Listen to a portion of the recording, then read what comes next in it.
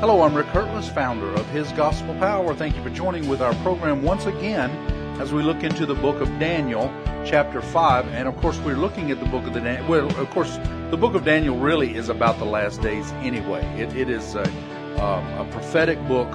It is a book also that tells about the character of God, explains the character of God to us, which really you could say about the entire Bible, especially the Old Testament. Now, the Old Testament tells us about the character of God. The New Testament points us to the saving grace of the Messiah, of Jesus. So, that's kind of the distinction, and a real short version there, a distinction of the two. But the Old Testament definitely talks to us, tells us about the character, not only the character of God, but the faithfulness of God. And that's a big part of the Old Testament's work, is to show us the faithfulness of God, so that we would know that when He tells us something is going to happen, that it will happen, which is a big part of why I believe that Israel is still a big part of prophecy. Even though the replacement theology tries to remove Israel entirely, I don't think that's valid. Now, do I think that Israel is exactly like the Zionists believe, that they can do no wrong and you have to protect them whether they're doing evil or good? No, I don't believe that. I do believe that God has made a promise to Israel as a nation that will come to fruition eventually. But until that day, it is going to be up to the individual to accept Jesus Christ, just like it is to us. So if a man is a Jew and he dies without Jesus, then he is dying in his sin, and he's dying under the law. He will be judged by the law, and of course, then he will spend an eternity in hell, because his works will not justify himself to get into heaven. That was why Jesus had to come, so that we could live, so that His sacrifice would cover us, and then we could live in eternity with God through the sacrifice of Jesus Christ. So what we're looking at here in the book of Daniel is exactly that. It is the character of God. It is the faithfulness of God, and how He continuously is faithful to those who will serve Him. Before we get too much into the book, I do want to remind you, go to hisgospelpower.org, click on the donate button or the contact us button, and thank you to all of those who do support our ministry through your prayers and your financial gifts. I do want to say, I know that we've been having some problems here in the last several weeks. For what reason, I don't know. I know we had some struggles with YouTube for a while. We had some struggles first with SoundCloud, then we changed to YouTube. YouTube began to give us problems again, so we went back to SoundCloud. I think now we're getting back into the YouTube, getting that fixed and starting to work again. So hopefully and prayerfully you are not having any problem watching our program. Please email me or contact me if you are, but I think that for the most part, hopefully, like I said, prayerfully, we have gotten that straightened out. So I've been looking at it and looking at it hard. I believe that we've about to got it to be fixed. Okay, so now we are in the book of Daniel, the 5th chapter. As you know, last week we talked about the fact that Nebuchadnezzar had died, Belshazzar had taken over. Now, do not not to be confused with Belteshazzar. Belteshazzar is Daniel. That was the new name that Nebuchadnezzar had given Daniel. This is now Belshazzar, which is the king's son. And so the king's son is now the king. Nebuchadnezzar had evidently died. It really wasn't specific about that, but that's, Belshazzar would not have been taking over otherwise. So now Belshazzar is the king. He decides to go and bring out all of the golden vessels that were supposed to be used to worship God, and he decided to bring them into his debauchery and his party, and he's going to use all of those. And in fact, he did use all of those. Once he did use all of those goblets and different vessels made of gold and taken from the temple, that he was disrespecting God. That was the idea. The whole part about this, the reason that he did it was, look, I don't care about this God. He's nothing. And so he did that, and he used those holy utensils from the temple. Well, what he's about to find out is he should have respected God, because now a big hand came out and wrote a message on the wall. And then he has given out a decree that if anyone would be able to interpret that writing on the wall, that of course he would give him riches and he would be third in the kingdom, and he, all of these things. Well, his wife told him, look, there is a man, his name is Daniel. I mean, he helped your dad out, now he'll help you. So now, 5:13, now they have brought Daniel in. And I want to start reading right there at the part where he brought Daniel in. It says, Then Daniel was brought in before the king. The king spoke and said to Daniel, Are you the Daniel who is the one of the captives from Judah, whom my father the king brought from Judah? I have heard of you, that the Spirit of God is in you, and that the light of understanding and excellent wisdom are found in you.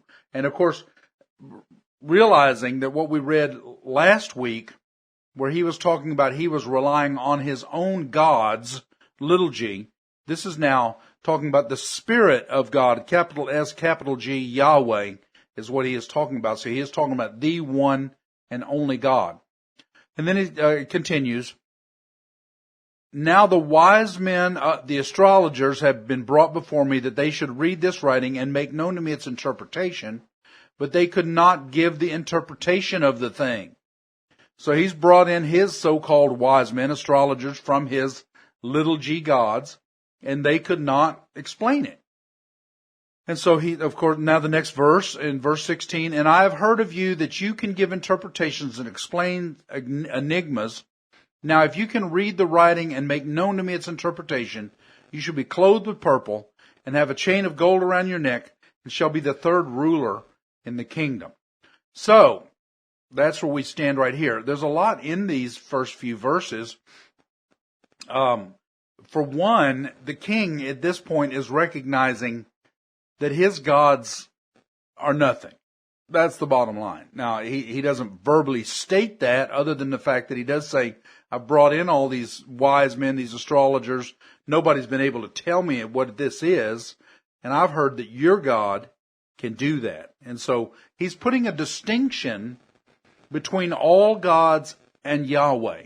And that's something that I think that we should realize today. We've talked about it before. There is a distinction between Allah, between Buddhists, between Hindus, all of these other gods who are little g gods. They are not gods at all. They can do absolutely nothing for you. You can put their statue up on your shelf and pray to them all day long, and it is nothing going to happen for you.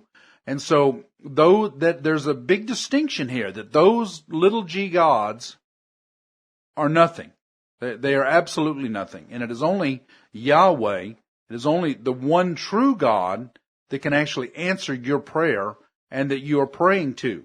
And one way that we know that we're speaking about those gods and the one true God is the fact that Jesus said that no one comes to the Father except through Jesus. And Jesus also said, I and the Father are one. And he said that he who has accepted the Son has accepted the Father also. So if you don't have the Son, then you don't have the Father. I mean, that's what Jesus was very explicit about that.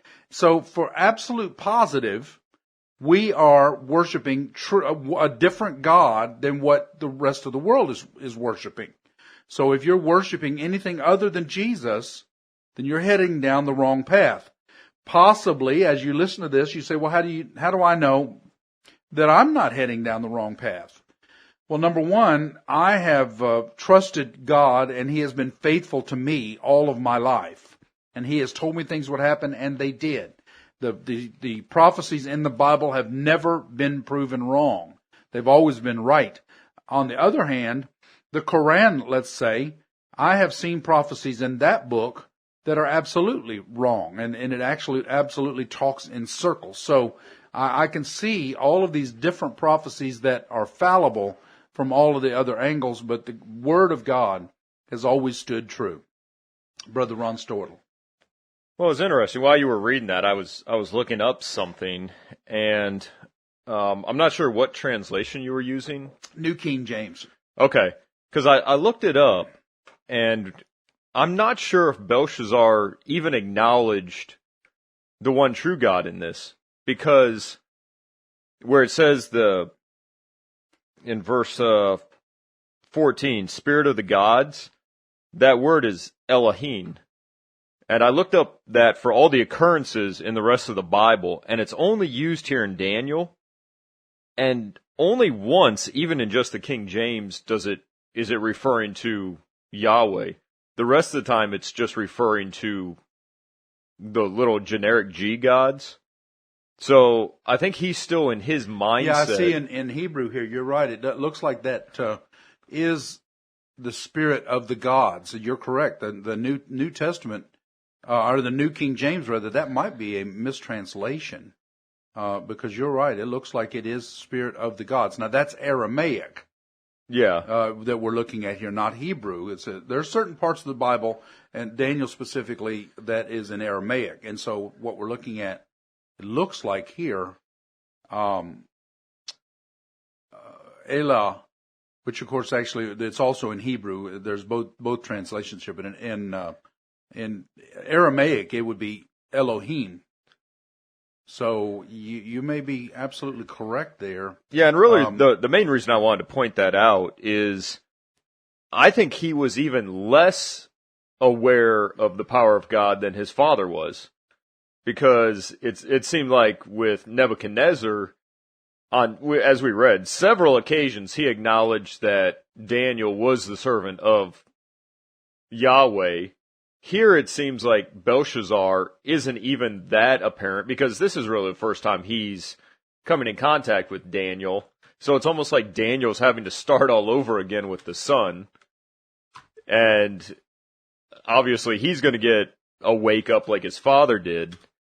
But even at this point, he doesn't even know of the true power of God or who Daniel's actually representing. And that's really the point I was looking at making there is he's still thinking, oh, you've got the spirit of really thinking of all the gods that we worship. You're the most knowledgeable. Right. So, and of course, I suppose it could be either way, because this Elah also, I mean, now I'm not taking up for the New King James one way or the other. Well, that's why I'm I had saying to... that we're trying to, we try to work this out. But if you look at it in the Aramaic, it looks more like of the gods. I think in the Hebrew, it is more of, no, it is not. It is not Yahweh. And really, so I've read Old Testament in Hebrew, and or actually Old Testament in Greek. They have Old Testament Greek Bibles that I have an issue with that because I've read them, and it seems that when the Old Testament is rewritten in Greek, even though you're talking about the Septuagint, yes. Yeah, I kind of have an issue with that. I've seen where they've really changed a lot of stuff to make it. And they may have, because when it was written in the Greek, they would try. It was in some ways it was like, even when it was translated into the King James. I explained that once before. For example, in Revelation, it talks about the pale horse. When you're talking about the four horsemen, one of them is the pale horse. Well, the actual translation should be the green horse. Right. And to me, now that I know that Islam is the color green, it kind of makes sense to me. It's only symbolism. It's not to say that these are actual horses. And yet, I think that the translators probably said, well, we know what red horses are, and we know what white horses are, and we know what black horses are, but there's no such thing as green horse, so we don't really know what this is. Maybe it was a mistranslation, so we'll call it pale. I think that was a mistranslation there, not necessarily on purpose. However, there's one spot where it talks about Jesus saying Abba, Father, Abba being the Aramaic, which means daddy. And they did not translate Abba. If you look in, I think most of the translations I've ever seen says Abba. They do not translate Abba. And the reason is because they believed, I think, what it looks like to me is, they believed that it took the reverence of God away to call him daddy. So you're not calling him Father any longer, or Holy God. Now, Jesus said we can call him daddy. And that removed what the the translators considered the reverence of God, and so they left that, I believe, as Abba because of that reason. And so there are certain translations that, if you will, they didn't think they were politically correct, and so they left those translations. The Greek Septuagint, in a lot of ways, may have been the same way, because they were trying to translate it into basically the modern language of the day, which was Greek. And we're finding that out through these studies and studies on our own, that more and more English translations are so far off these days from the original. Well, and it's like we talked about even with the NIV. There are several scriptures in the NIV that are removed. That once I found that out, I mean, there was like 8 or 10 of them, and I wish I could name them for you and show you so you could compare them. But there was a lot of scriptures that have been removed from the NIV that are very important. Now, and God said, Jesus said, not one jot or tittle should be changed. And so once I found that out, I used to be a devotee of the NIV. I thought it was a very good translation. It is a dynamic translation, and that part that's translated seems to be pretty good. But leaving parts out that really, they don't change the meaning, but they kind of leave it vague. That's the part where I dropped it, and I began to start using the New King James Version, which is a direct translation. But even that, the direct translation, sometimes you can lose a little into translation, if you will. Well, and it's kind of funny. I like using, it's BibleHub.com, because it gives you, in their interlinear concordance, they give you every single word, the Strong's Concordance, the Hebrew or Greek English translation. So for like what we were talking about, God, it was Elohim. Then they give the Hebrew or Greek symbols, their letters, and then it gives the exact words. So it gives everything. Now, when you go back and read it like that, it's the same words, but they're not in American English order. But Right. They say the same thing, but it really gives It's you... grammatically changes. Right. Which, of course, is one reason the King James Version is difficult to read at times, because they've kept a lot of the grammar the same. Basically in the same order. In the same order as really the rest of the world. English is the one that's backwards. Everybody else's grammar is the same. Well, that's all the time that we have. I can't believe it's flown by like this. We'll get into this a little bit more tomorrow, because I believe it's important, especially understanding the language. It helps you to understand the meaning of the scripture and how you are to look at different things differently. So thank you so much for joining with us. Please go to hisgospelpower.org, click on the donate button or the contact us button. Until next time, I pray you receive His gospel power today.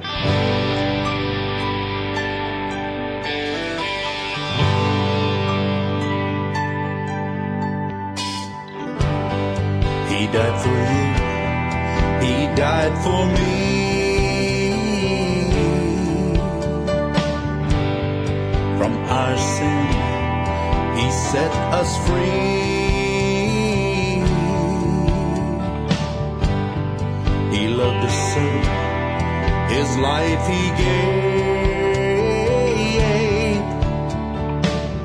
So if we ask, we can be saved. He's calling you, He's calling you.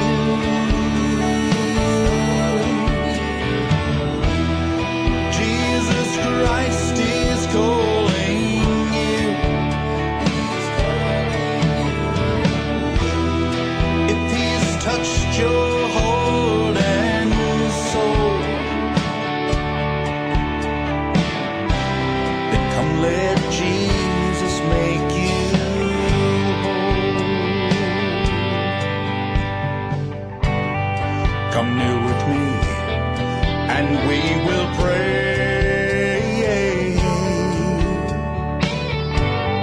that all your sin be washed away.